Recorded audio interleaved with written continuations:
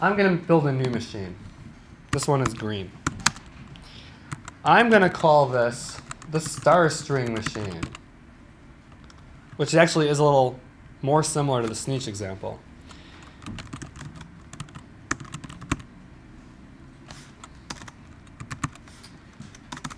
What I want to do with the star string machine is I want to put in a string as the input. So before, in the previous example, I put a number in as the input. And in this example, I want to put in a string. Maybe I'll call it Sneetch. And what I want this machine to do is return as its output a string that looks like this. Basically throw stars at the beginning and the end of it. So basically, I want the output to be a new string that has that initial word in it, but it is now surrounded by 3 stars on each side. So that's my goal. So I'm going to put this down here as if input, for every function you can specify, at least in your mind, what is the input. If the input is this, what will the output be? So if input is Sneetch, then output is Sneetch with the asterisks on each side. So I'm going to build a machine that does this. So remember, when we activate this machine by calling its name and dumping in this Sneetch string, that string Sneetch can now be referenced by this variable name called input variable.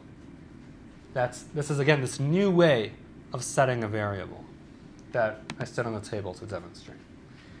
I will now say output, I'll make up a new variable, is going to be, I'm going to use some interpolation here. Well, I'll put 3 stars on each side, and in the middle, I'm going to interpolate the input variable, which will, in this case, will be Sneetch, or it's whatever string I put in there. And then say, return output.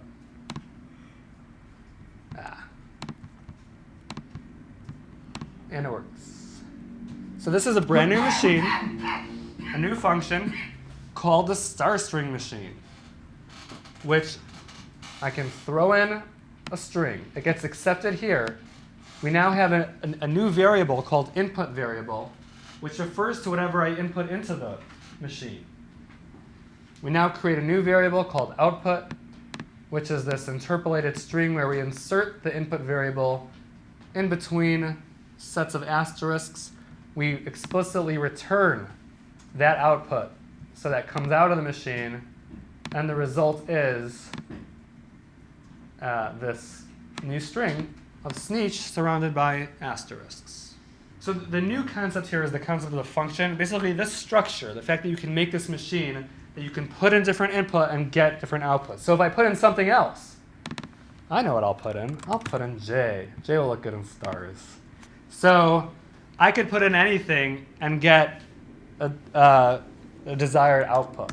Again, the beauty of these machines is that it's like this flexible being that you can throw in different things at it, and it will do a particular result. You'll get a different result each time.